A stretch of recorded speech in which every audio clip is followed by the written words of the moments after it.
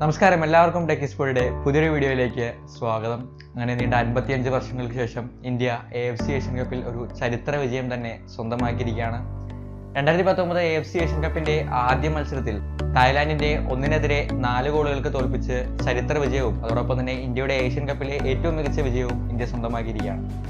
FIFA ranking അനുസരിച്ച് നോക്കുമ്പോൾ ഇന്ത്യയേക്കാൾ കുറച്ച് പുറകിലാണ് തായ്ലാൻഡെങ്കിലും ടെക്നിക്കലിയും പ്രൊഫഷണൽ തലത്തിൽ നോക്കുകയാണെങ്കിൽ ഇന്ത്യയേക്കാൾ ഏറെ മുന്നിൽ നിൽക്കുന്ന ഒരു ടീം തന്നെയാണ് തായ്ലാൻഡ്. അപ്പോൾ അങ്ങനെ ഒരു ടീമിനെ വളരെ മികച്ചൊരു ഗോൾ മാർജിനിൽ തന്നെ തോൽപ്പിച്ച് തുടങ്ങാൻ സാധിച്ചതിൽ ഏഷ്യൻ കപ്പിന്റെ വരാൻ പോകുന്ന മത്സരങ്ങൾക്കെല്ലാം ഇന്ത്യക്ക് വളരെയധികം ആത്മവിശ്വാസം പകർന്ന കാര്യത്തിൽ യാതൊരു സംശയമില്ല. എന്തായാലും ഈ ഒരു മത്സരത്തെക്കുറിച്ചും അതോടൊപ്പം തന്നെ ഇനി അടുത്ത മത്സരം എന്ന് പറയുന്നത് UAE-ക്കെതിരെയാണ്. ആതിഥേയരായ UAE-ക്കെതിരെയാണ് ഇന്ത്യയുടെ അടുത്ത മത്സരം വരുന്നത്.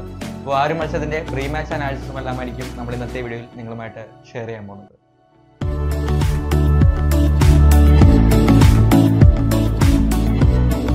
വീഡിയോയിലേക്ക് കടക്കുന്നതിന് മുമ്പായി ഒരു കാര്യം നിങ്ങളെ പ്രത്യേകം ഓർമ്മപ്പെടുത്താണ്. നമ്മൾ ഈ ഒരു ചാനലിൽ ഒട്ടേറെ സ്പോർട്സ് വീഡിയോകൾ അപ്ലോഡ് ചെയ്യുന്നുണ്ട്. അതോടൊപ്പം തന്നെ ഈ ഒരു വീഡിയോ പോലെ ഏഷ്യൻ കപ്പുമായി ബന്ധപ്പെട്ട ഏറ്റവും പുതിയ അപ്ഡേറ്റ്സും നമ്മൾ ഈ ഒരു ചാനലിൽ തന്നെ അപ്ലോഡ് ചെയ്യുന്നുണ്ട്. അപ്പോൾ നിങ്ങൾ ഇത്തരം വിഷയങ്ങളിൽ ഇൻട്രസ്റ്റ് ആണ് എന്നുണ്ടെങ്കിൽ തീർച്ചയായിട്ടും വീഡിയോക്ക് താഴെ കാണുന്ന സബ്സ്ക്രൈബ് ബട്ടൺ അമർത്തി ചാനൽ ഒന്ന് സബ്സ്ക്രൈബ് ചെയ്ത് വയ്ക്കുക. അതോടൊപ്പം തന്നെ ആ ഒരു ബെല്ലൈക്കൺ കൂടി ഒന്ന് എനേബിൾ ചെയ്ത് വയ്ക്കുകയാണെങ്കിൽ നമ്മൾ ഇത്തരം വീഡിയോകൾ അപ്ലോഡ് ചെയ്യുമ്പോൾ വളരെ പെട്ടെന്ന് തന്നെ നിങ്ങൾക്ക് ആ ഒരു വീഡിയോ എത്തിച്ചേരുന്നതായിരിക്കും.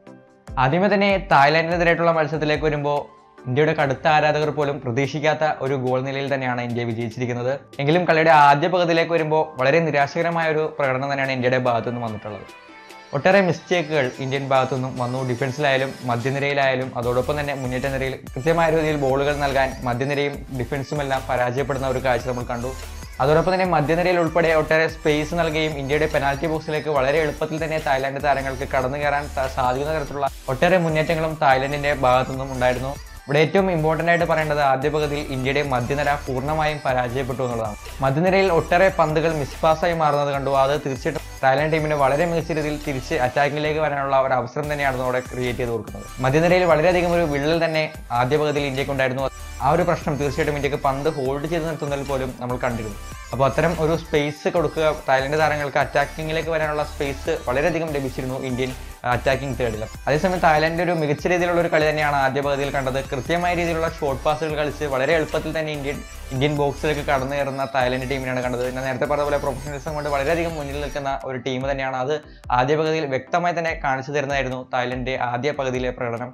എങ്കിലും കളിക്ക് വിപരീതമായിട്ടാണ് ഇന്ത്യയുടെ ആദ്യ ഗോൾ വരുന്നത്. 27-ാം മിനിറ്റിൽ മലയാളി താരമായ ആഷിഖ് കരുണിലൂടെ മുന്നേറി ഇന്ത്യക്ക് ഒരു പെനാൽറ്റി ലഭിക്കുകയും ഇന്ത്യൻ നായകൻ സുനിൽ ഛേത്രി യാതൊരു പിഴവുകളും കൂടാതെ ആ ഒരു ഗോൾ സ്കോർ ചെയ്യുകയും ചെയ്തു.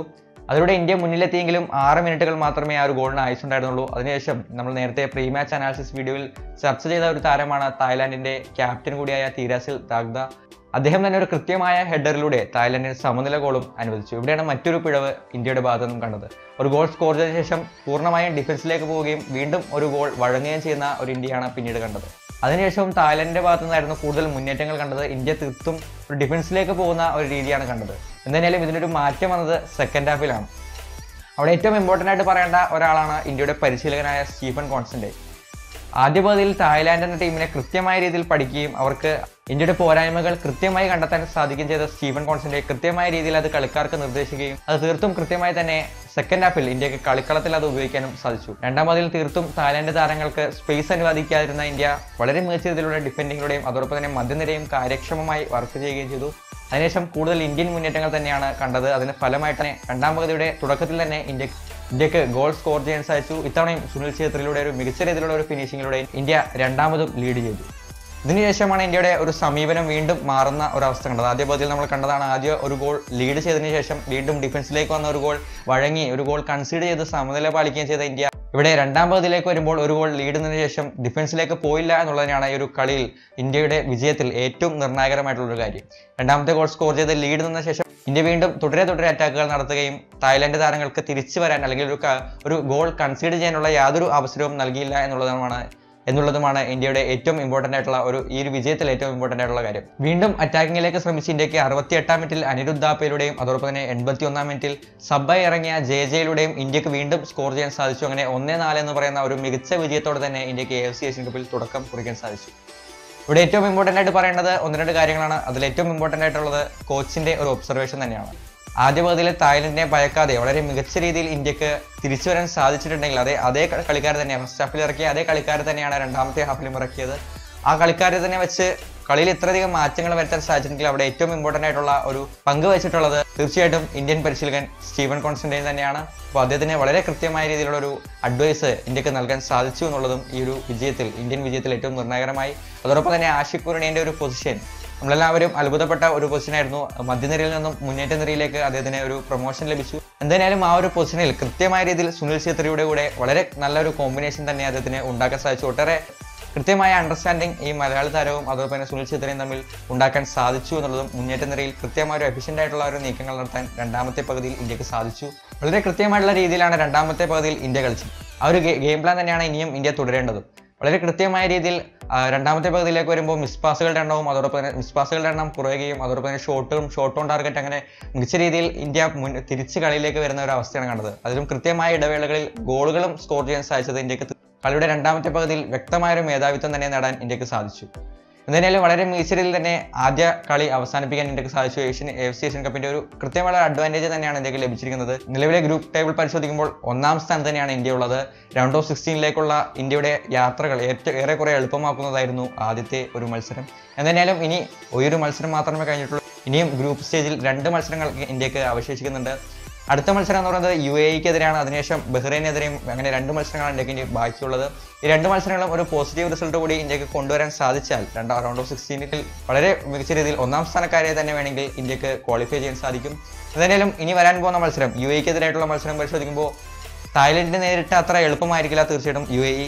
ഗ്രൂപ്പ് പരിശോധിക്കുമ്പോൾ ഫിഫ റാങ്കിങ്ങിനെ വെച്ച് നോക്കുകയാണെങ്കിൽ ഗ്രൂപ്പിലെ ഏറ്റവും മുന്നിൽ നിൽക്കുന്ന ഒരു ടീമാണ് UAE. അവരുടെ ഫിഫ റാങ്കിങ് എന്ന് പറയുന്നത് 79ാം സ്ഥാനത്താണ്. ഇന്ത്യയെ അപേക്ഷിച്ച് നോക്കുമ്പോൾ വളരെ മുന്നിൽ തന്നെയാണ് UAE ഉള്ളത്. ഇന്ത്യയുടെ ഫിഫ റാങ്കിങ് 97ആണ്. ഏറ്റവും ഇമ്പോർട്ടൻ്റ് ആയിട്ട് പറയുന്നത് UAE-യിൽ വെച്ച് തന്നെയാണ് ഒരു മത്സരം നടക്കുന്നത്. ഈ ഒരു ടൂർണമെന്റ് AFC ഏഷ്യൻ കപ്പിന്റെ 2019 സീസൺ നടക്കുന്നത് UAE-യിൽ വെച്ചാണ്. ഗ്രൗണ്ട് സപ്പോർട്ടിന്റെ കാര്യത്തിൽ യാതൊരു തർക്കവുമില്ലാതെ നമുക്ക് പറയാം UAE-ക്ക് വളരെ മികച്ച സപ്പോർട്ട് തന്നെ ഗ്രൗണ്ടിന്റെ ഭാഗത്തു നിന്നും ലഭിക്കും. അത് തീർച്ചയായിട്ടും കളിക്കാർക്ക് ഗ്രൗണ്ടിൽ വളരെയധികം എനർജി പകരുന്ന ഒരു കാര്യം തന്നെയായിരിക്കും ഗ്രൗണ്ട് സപ്പോർട്ട്. അതിന്റെ ഒരു അഡ്വാൻറ്റേജ് ആതിഥേയ ടീമായ UAE-ക്കുണ്ട്. അതെല്ലാം ഇന്ത്യക്ക് അതിജീവിക്കേണ്ടതുണ്ട്. അതോടൊപ്പം തന്നെ നമ്മൾ ഏറ്റവും ഇമ്പോർട്ടൻ്റ് ആയിട്ട് പരിശോധിക്കുമ്പോൾ AFC ഏഷ്യൻ കപ്പിൽ കൃത്യമായിട്ടുള്ള ഒരു സ്ഥിരത അവർക്ക് കാഴ്ചവെക്കാനും സാധിച്ചിട്ടുണ്ട്. 10 തവണ AFC ഏഷ്യൻ കപ്പ് കളിച്ചിട്ടുള്ള UAE-യുടെ 11ാമത്തെ AFC ഏഷ്യൻ കപ്പാണ് ഇത്. അതോടൊപ്പം തന്നെ AFC ഏഷ്യൻ കപ്പ് പരിശോധിക്കുമ്പോൾ കൃത്യമായിട്ടുള്ള ഒരു സ്ഥിരത, ഞാൻ നേരത്തെ പറഞ്ഞതുപോലെ കൃത്യമായിട്ടുള്ള സ്ഥിരത അവർക്ക് AFC ഏഷ്യൻ കപ്പിൽ കാഴ്ചവെക്കാൻ സാധിച്ചിട്ടുണ്ട്. 1996-ൽ ഈ ഒരു AFC ഏഷ്യൻ കപ്പ് ടൂർണമെന്റിന്റെ റണ്ണേഴ്സ് അപ്പ് ആയിട്ടുണ്ട് എന്നുള്ളതാണ് ഇതുവരെയുള്ള AFC ഏഷ്യൻ കപ്പിന്റെ UAE-യുടെ ചരിത്രം പരിശോധിക്കുമ്പോൾ അവരുടെ ഏറ്റവും മികച്ച ഒരു സീസൺ. അതോടൊപ്പം തന്നെ ഏറ്റവും ഒടുവിലത്തെ സീസൺ 2015-ൽ ഓസ്ട്രേലിയയിൽ വെച്ച് നടന്ന AFC ഏഷ്യൻ കപ്പിൽ അവർക്ക് 3ാം സ്ഥാനത്തെത്താനും സാധിച്ചിട്ടുണ്ട്. അതുതന്നെയാണ് ഞാൻ നേരത്തെ പറഞ്ഞതുപോലെ ഒരു സ്ഥിരതയാർന്ന പ്രകടനം എല്ലാ കാലത്തും AFC ഏഷ്യൻ കപ്പിൽ അവർക്ക് കാഴ്ചവെക്കാൻ സാധിച്ചിട്ടുണ്ട്. അതോടൊപ്പം തന്നെ ഈ ഒരു ഹോം ടീം എന്ന ഒരു അഡ്വാൻറ്റേജ് കൂടി വരുമ്പോൾ ഈ ഒരു AFC ഏഷ്യൻ കപ്പിന്റെ 2019-ലെ ഫേവറേറ്റ്സുകളുടെ കൂട്ടത്തിൽ ഉൾപ്പെടുന്ന ഒരു ടീം കൂടിയാണ് UAE. അപ്പോൾ ആ ഒരു ടീമിനെതിരെ കൃത്യമായിട്ടുള്ള ഒരു മികച്ച രീതിയിലുള്ള ഗെയിം പ്ലാനും അതോടൊപ്പം തന്നെ മികച്ച രീതിയിലുള്ള പെർഫോമൻസും ഉണ്ടെങ്കിൽ മാത്രമേ ഇന്ത്യക്ക് ഒരു പോസിറ്റീവ് റിസൾട്ട് ഉണ്ടാക്കാൻ സാധിക്കൂ. തായ്ലൻഡിനെ അപേക്ഷിച്ച് നോക്കുമ്പോൾ വളരെ കൃത്യമായിട്ടുള്ള വളരെ മികച്ച രീതിയിലുള്ള ഒരു ടീം തന്നെയാണ് UAE. അവരൊരു കീ പ്ലേയേഴ്സിലേക്ക് വരുമ്പോൾ അവരുടെ പ്ലേ മേക്കർ എന്ന് പറയുന്നത് ഇസ്മായിൽ അൽ അഹമ്മദി എന്ന് പറയുന്ന ഒരു താരമാണ്.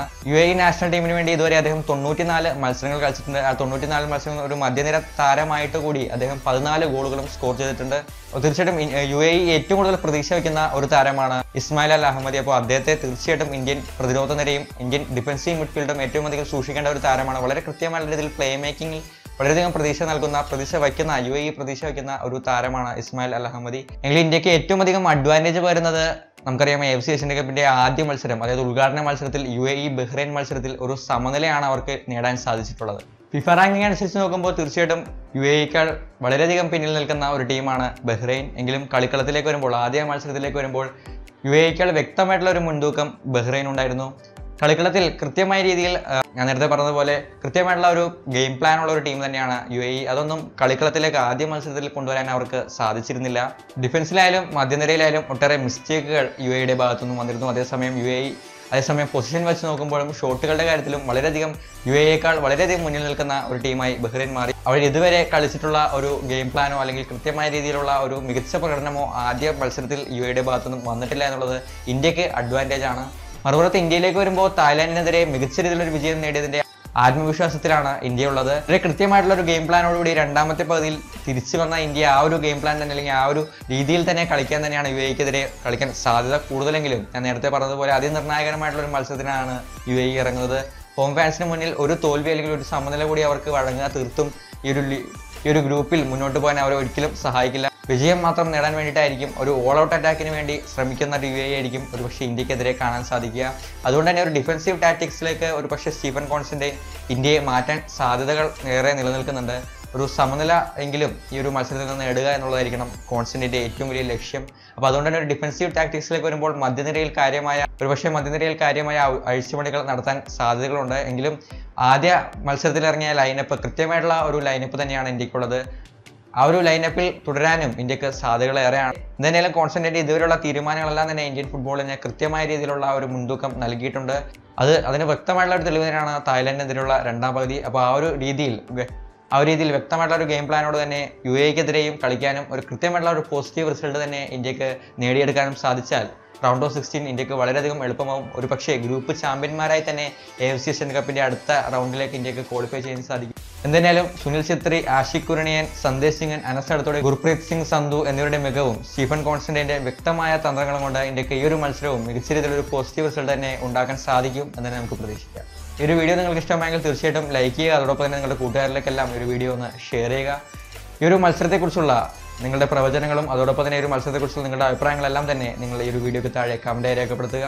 ഈ ഒരു മത്സരത്തിന് ശേഷം ഈ ഒരു മാച്ചിന്റെ പോസ്റ്റ് മാച്ച് അനാലിസിസും വീഡിയോയും നമ്മൾ ഈ ഒരു ചാനൽ തന്നെ അപ്ലോഡ് ചെയ്യുന്നതായിരിക്കും. അപ്പോൾ അതെല്ലാം മിസ്സാവാതിരിക്കാൻ ഈ ചാനൽ ഇപ്പോൾ തന്നെ സബ്സ്ക്രൈബ് ചെയ്തിട്ടില്ലെങ്കിൽ ഉടനെ തന്നെ സബ്സ്ക്രൈബ് ചെയ്യുക. അതോടൊപ്പം തന്നെ ഒരു ബെല്ലൈക്കൺ എനേബിൾ ചെയ്ത് വയ്ക്കുക.